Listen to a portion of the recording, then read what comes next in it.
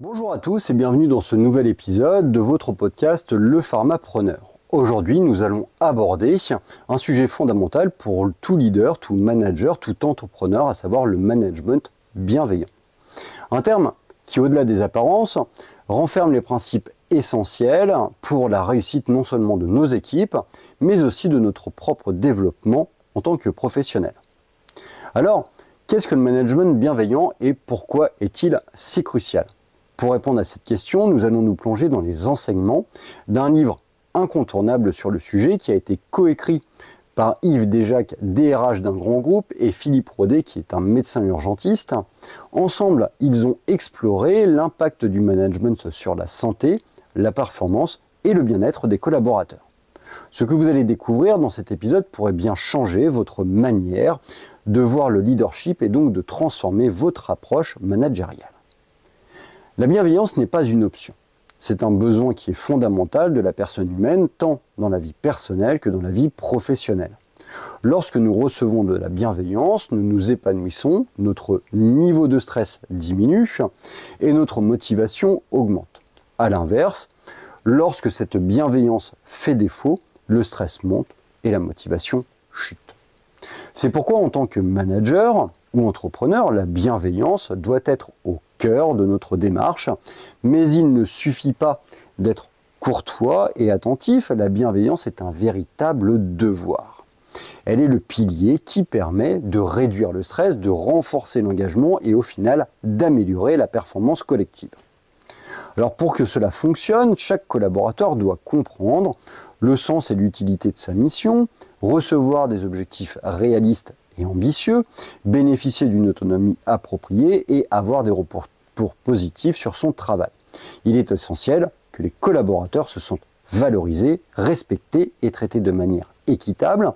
Si ces conditions sont réunies, alors tout va devenir possible. Passons maintenant en revue les 5 leviers essentiels pour un management bienveillant.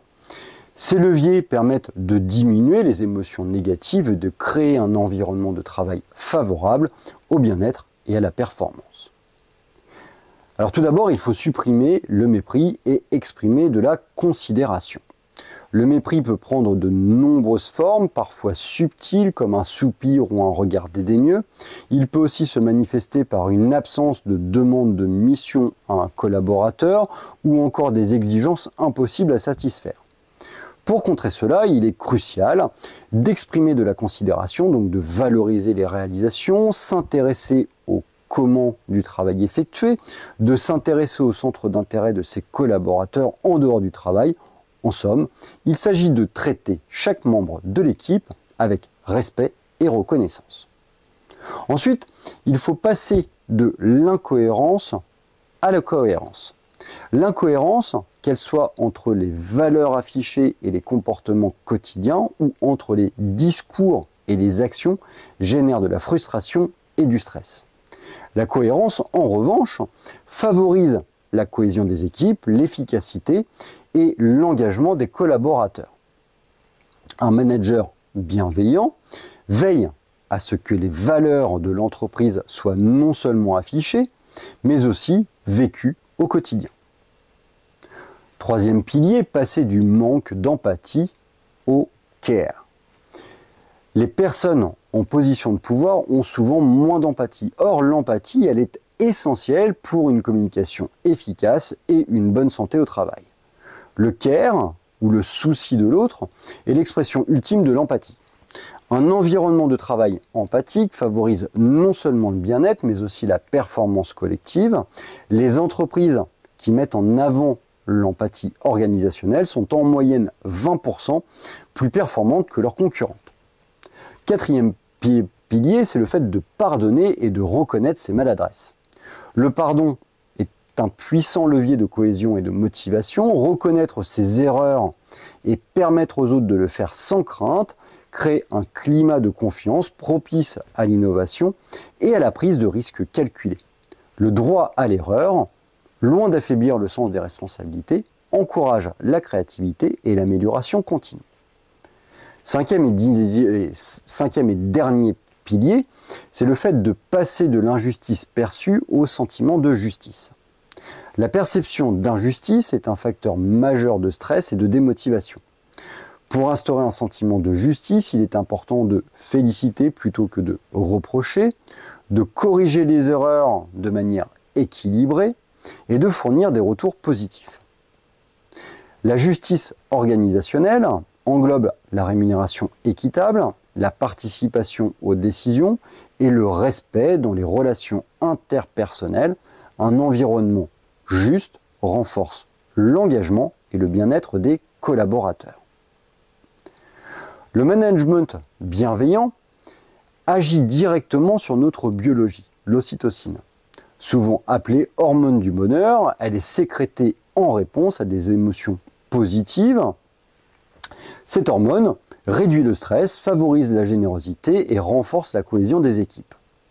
Les endorphines, quant à elles, sont des opiacés naturels qui non seulement procurent du plaisir, mais réduisent également la douleur.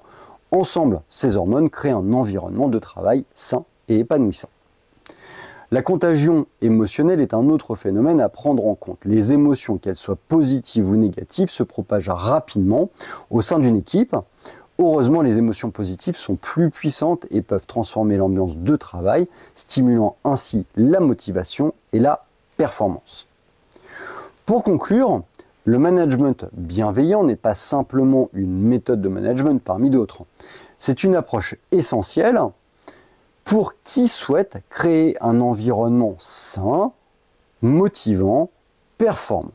En intégrant ces principes dans votre pratique quotidienne, vous pourrez non seulement améliorer le bien-être de vos équipes, mais aussi atteindre des niveaux de performance inégalés. Merci de m'avoir écouté dans ce nouvel épisode du podcast Le Pharmapreneur.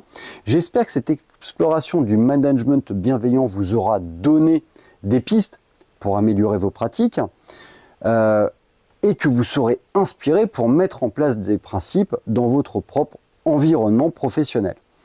À très bientôt pour un prochain épisode où nous continuerons d'explorer ensemble les clés de la réussite en pharmacie.